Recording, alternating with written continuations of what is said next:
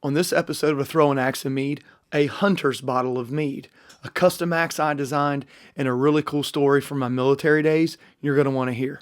Let's get into it.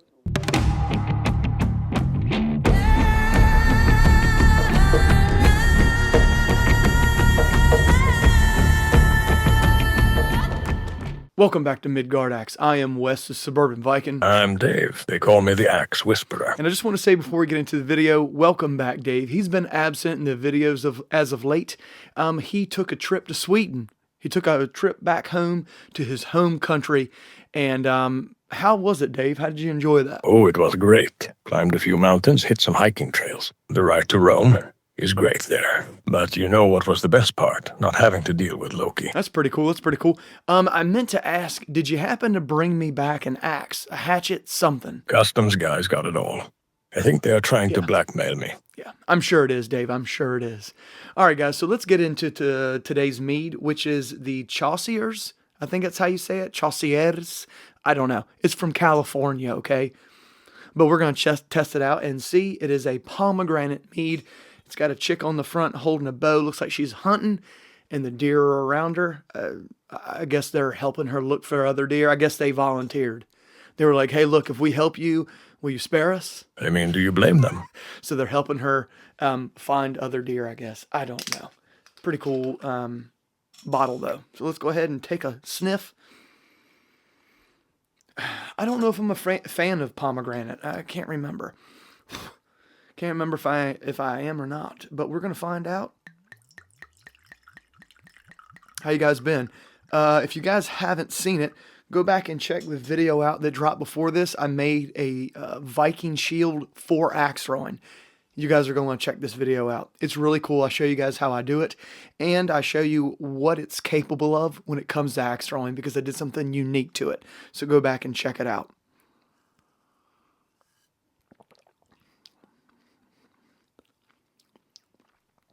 Not bad, not bad. You can really taste the honey, and it tastes like pomegranates. I don't know what to tell you. It tastes like pomegranates and honey mixed together. There really isn't much of a hit at first or a hit at the end. It's honey, pomegranates all at once, and it goes throughout the aftertaste. A little bit of a sour taste, white wine sour taste on that second hit. So that's what you're getting with that. It's not bad at all. If you like white wines, you'll probably like this mead because it has that white wine, honey, pomegranate taste. But if you don't like pomegranates, I wouldn't get it because the pomegranate is really strong in it. It's good, though. It's good. I'd drink it. I mean, I'm going to drink it. The bottle came in at around like 20, 21 bucks. So, I mean, here it is. The Chauciers pomegranate mead. Bottled in California, 10.5% alcohol volume. Not a heck of a lot in a mead. You guys know I've done meads before, 19, 20%. But still really good. Still really good mead. Okay, so today's axe we're going to talk about in this episode is a custom axe I designed right here. And I'll throw some pictures up and some video up of it, giving you some close-ups of it. This thing is really cool, and the reason why it's so cool is because it has a Hoffman blacksmithing handle. And not only does it have a Hoffman blacksmithing handle, but it is an octagon handle, which means it has, you know, all the sides, all the 8 sides around it. Really cool, guys. I love this handle. It feels really good in the hand, and it's nice and thin like Hoffman blacksmithing handles are. I love their handles. I'm still testing them for axe throwing. They've been hit or miss for axe throwing, but if you have to a splitting or chopping axe on one of their handles, it works out really well. I've got 2, I think, hafted, and they've gone through 2 seasons now, and they're still going. So there is that.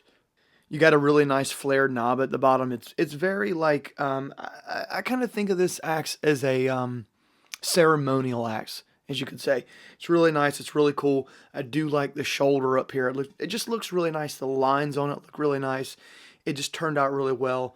I forgot what color I used on the handle. It is a wood dye, and I put some tung oil over top to seal it in, and it did. It worked really well. The axe head, however, you'll never guess what axe head this is. This is a Council Tool Hudson Bay pattern camp axe head, one of the smaller ones from years ago. I designed this thing. And what I did was I put the beard into it, swooped it down to the heel, did some pole work in the back. As you guys can see here, I shaped that pole, gave it that shape back here. It's really cool looking. It really is. Have a little bit of a downward pattern, almost like a Francisca head, kind of, sort of, as it goes to the toe. Now, the cool thing about it is, and I'll show you guys a close-up now, is that the reason why this is so cool is because I tried to design the axe head with slag in it, meaning I tried to recreate slag in the actual axe head and gave it a little bit of a design, as you can see there. Really cool. This is a Hoffman blacksmithing 19-inch handle. And like I said, Council Tool Hudson Bay axe head that I designed this way. Really cool axe. I've never actually used it before. It's really just been kind of like a ceremonial display axe or hatchet. It's just really cool. And it was done probably 4 or 5 years ago, I think. And it was just something kind of unique to me that I just wanted to kind of display. And that's what I've done so far with it. So there it is. If you guys are interested in some of my design work or anything like that, you can go back and check some of my other videos out. I do a lot of different custom axes, and I love doing design work. That's my passion when it comes to axes. Not only is it axe throwing, but design work as well. I'm not actually sure if I'm allowed to talk about this or not. I'll leave names out, but if you guys want to, after I tell you this story from my military past, it wouldn't be hard to Google it and figure it out if you want to know more information on it. But I'm going to try to keep it short and sweet as best as I can. Now, there's a couple different things you need to know before I get into this story. Number one, guys, it's been almost 20 years since I've been in the military. So you got to remember that things that I'm going to tell you may not be up to spec as they are in today's terms, okay? I'm going to do my best to remember all the equipment in the story. I know about 90% of it, okay? So don't beat me up too bad. I still remember a lot of things, but other things I can't, okay? And I'm going to try to tell you guys in as short amount of time as possible, but I'm going to have to go over some equipment first so that way the story makes sense. Because if I don't tell you about this equipment first, you're going to be kind of lost, okay? So that's how we're going to start the story. I'm going to give you guys an education lesson on aircraft and how the pilots use equipment in that aircraft to stay alive. So I was stationed at Tyndall Air Force Base in Panama City, Florida. I was at the 1st Fighter Squadron underneath the 325th Fighter Wing. Now, I'm going to get into detail about pilots' gear, okay? So keep up with me if you can. Now, different pilots wear different things depending on what aircraft they fly. There, underneath the 1st Fighter Squadron, we flew F-15, C, D, and E models. Now, when you're getting into pilot gear, there's a bunch of it, but I'm going to try to stay relevant to the story and only give you a little bit of information, okay? Normally speaking, all pilots wear helmets. And in this instant, we wore HGU 55Ps, okay? Goes over your head. There's earmuffs inside so you can hear communication. And there are what's called bayonet receivers, on the outside of the helmet. That's basically where the oxygen mask plugs into to keep it on your face. It's attached to the helmet. Inside the helmet, on the back, there is called a bladder, and I'll show you guys a picture of it. What happens during flight when a pilot is pulling G's? I'm not going to go over G's, guys. It's just force being pushed down in your body when you're flying in the aircraft and you're doing hard turns, doing different maneuvers. You'll have G forces pull down on your body. In the back there is a bladder, and what happens is it blows up and it pushes your head closer to the oxygen mask, so the oxygen mask forces air down your throat. In layman's terms, that's what the bladder does. Now, getting into oxygen masks come in a bunch of different types. Back then, there were really only two that we dealt with. There was MBU 20Ps and MBU 12Ps. The 12Ps are a little bit bigger. They're normally used with heavy aircraft, your KC-135s, your C-130s, your KC-10s, stuff like that. Fighter aircraft normally use what's called an MBU 20P. They're a little bit smaller. They have a soft shell that goes on your face and then a hard shell on the outside, okay? On each side of the oxygen mask, there's called bayonets. Those are what go into the bayonet receivers on the helmet. That's how you adjust the oxygen mask to your face. You can click them up and it gets tighter and tighter on your face. Now, on the actual oxygen mask, there's a bunch of different stuff. but we're only going to stay with what's relevant. There's an oxygen hose that comes off the oxygen mask, okay? It's rubber. But on the inside of that oxygen mask, there is inside the oxygen hose, there is a piece of paracord. It's tied from the top to the bottom. And I think it's measured in at 18 to 23 inches. I can't remember. I still remember that. On the top of the oxygen hose and on the bottom of the oxygen hose, there are two metal pieces that hold that cord in place. What it's designed to do is so if you're in the aircraft and you're checking your 3 o'clock or your 6 o'clock, you're not going to pull the hose apart. It's basically the metal pieces are in there holding that string in there, that 550 cord in place so you don't pull the hose out, okay? Now getting into what the actual pilots wear, they used to back in the day, but they got rid of them while I was still in, which was called a CSU 17P. Can't remember, I remember that. It is a G vest. It's basically a vest that they put on. It's laced up in the back like a shoestring. You have 550 cord in the back, and it's custom fitted to each pilot. Basically, it is a G vest, and when you're pulling Gs, it inflates with air. Same thing with a G suit. A G suit basically looks like a pair of chaps. And on the waist panel, it's fitted to you like a shoestring, and going all the way down to your thighs and calves, it's fitted the same way.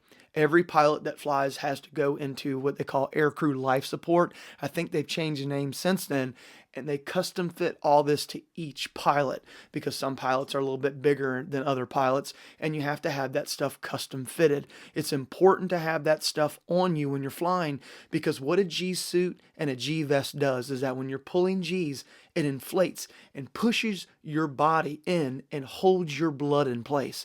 So that way, if you're pulling Gs and the blood's rushing to your head, it stops the blood in your chest and in your legs from rushing to your head. And vice versa, rushing down from your head to your lower extremities if you're pulling Gs a different way. So that's basically what G suit and G vest are. All of this is important. It's imperative that you know this because it's part of the story. The last piece of equipment that I'm going to talk about is a parachute harness. All pilots that fly aircraft wear parachute harnesses, okay? And the ones that we wore had LPUs on it, which stands for a life preserver unit. It goes over the back of the neck of the pilot, comes down here, okay? Normally speaking, pilots only wear those if they're flying over water. Of course, Panama City has a ton of water, so we used LPUs in our day-to-day flying. Now, you also have to remember on this parachute harness that's custom fitted, there is a bracket on one of the shoulder straps of the harness. On that bracket, there is a Crew 94. The Crew 94 is a metal device, and I'll show you guys a picture of it now, that basically snaps into that Crew 94 bracket, okay? And it's where all the hoses that you have coming out of you, G-suit, G-vest, oxygen mask, plug into. Then the other end is plugged into the oxygen supply from the aircraft. So this device regulates your air from the aircraft going to your oxygen mask, your bladder, and your helmet, your G-suit, and your G-vest. Following me so far? I hope to God so. It's a lot to cover, but you got to know all this stuff in order for the story to make sense. I'm lost, but I think I can fly a jet now. I know. I'm trying, but I feel like I've got to explain this, Dave. I do. So in May of 2004, we were going through what's called an operation called Operation William Tell. It's a dogfight with other people that come from other Air Force bases to Panama City, Florida, to Tyndall Air Force Base, and the pilots fight each other in live fire exercises. They don't use actually live fire, it's just locking on things of that nature. So everybody's flying that day. Everything's a normal day. It's nice outside, the sun's out, no rain, hardly any clouds. It was a beautiful day for flight. We had sorties going up at like 7 o'clock, 8 o'clock that morning, and everybody was landing around like 2, 3, 4 in the afternoon. So we're all sitting around, just kind of hanging out in the squadron, and the ops desk gets a call in that an aircraft has gone down. Now, everybody in the squadron's freaking out. We don't know what's happened. And if you guys don't know, Panama City, Florida, Tyndall Air Force Base, I should say in Panama City, Florida, is a training base. That's where all B coursers or student pilots go to learn how to fly. And they normally learn how to fly on the F-15. So it's expected, you know, when you go into a training base, when you have B coursers, second lieutenants and first lieutenants learning how to fly, you're kind of expecting maybe for some of them to crash. But I will tell you guys, for the most part, it's very rare that they crash these aircraft. It really is. And in the time that I was there, only one aircraft crashed, and it was on this day. So we're all sitting around wondering what the hell just happened. We're getting very little information in. They do that on purpose. They're sending out the gunship, the helicopter, to go out there and pick him up. And we're all sitting around wondering what the heck just happened. Now, of course, everybody on the enlisted side is scrambling. They're going over to see who inspected the aircraft, who inspected the pilot's gear, who was the last one to touch anything on that aircraft before he got off the ground, because they're wondering, did I do everything I was supposed to do, right? It's only human nature. You're wondering, I hope to God that he's okay and we did everything we were supposed to do. And I will tell you guys this. Everybody that was supposed to do what they did that day on that aircraft, on that pilot's equipment, inside that cockpit, did what they were supposed to do. But the pilot didn't do what he was supposed to do. And what made matters worse is that this was my commander. He was in charge of the 1st Fighter Squadron, a lieutenant colonel. Okay, so this wasn't some low-ranking officer. He had been in the Air Force for a very long time, had a ton of flight time. He was very experienced. Now, what all happened, and I'll try to make this as brief as possible. So when the pilot gets into the aircraft and they sit into the seat, there's 2 things going on that's pertinent to this story. Underneath the seat pan is a survival kit. It's got everything the pilot needs if they were to punch out of the aircraft. It's got water. It's got piddle packs, which are things that pilots pee in that harden up. So that way, if you're wondering how pilots go to the bathroom, if they have to pee, they pee in what's called piddle packs, okay? They're these little Ziploc bags about this big, and they're flat with this silica stuff in the bottom. And when they pee in it, it hardens up, and they put it in their helmet bag when they're done. There's that in there. There is matches in there. There's literature on how to start a fire with everything in there, a magnesium fire starter. The thing is about this big. It's huge, and it's about this thick, but it's got to be air compressed to this big to fit in the seat pan. Inside that is also what's called a beacon. And what it does is that it actuates when a pilot ejects, and it can be done manually to signal so that they can find the pilot's location if they were to go, out of the aircraft and punch out or egress. Also, you have the parachute, which is on the back of the seat, right here where the pilot's head is on the back, okay? Now, when a pilot ejects out of an aircraft, what's supposed to happen is that the canopy flies off, the pilot comes out, the survival kit hangs from the parachute harness that the pilot has, and the pilot is supposed to be looking up at a full canopy, okay? That's basically what's supposed to happen. Now, what happened was the commander was flying that day, and during William Tell. So he's dogfighting. He's looking over his shoulder this way, that way. He's doing all kinds of crazy maneuvers. But he made one major flaw. When the pilot gets into the aircraft, that Crew 94 that goes into the Crew 94 bracket is supposed to go in that bracket.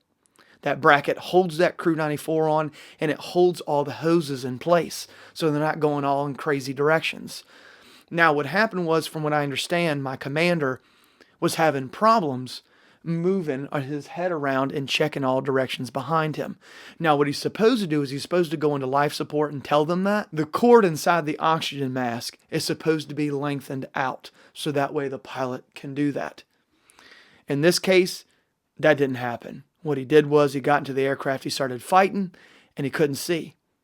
Now, I don't know whether or not he went in this way or somewhere during his flight he decided to do this, but the Crew 94 was not connected to his Crew 94 bracket.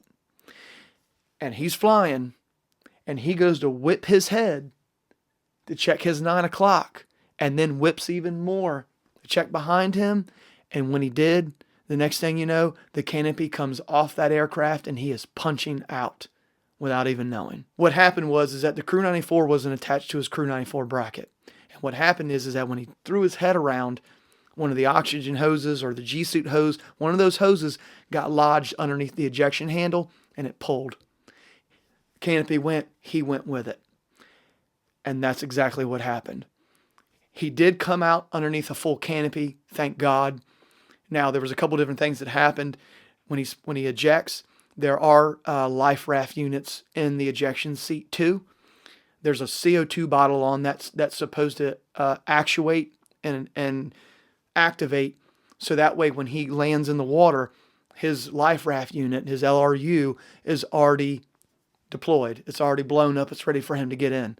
Unfortunately, the Air Force found out that the actuator that was on the CO2 bottle was faulty. So it actually saved lives finding that out.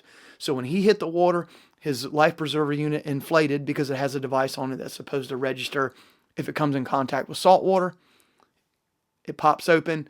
Unfortunately, he had to blow up his life raft unit manually to get in it.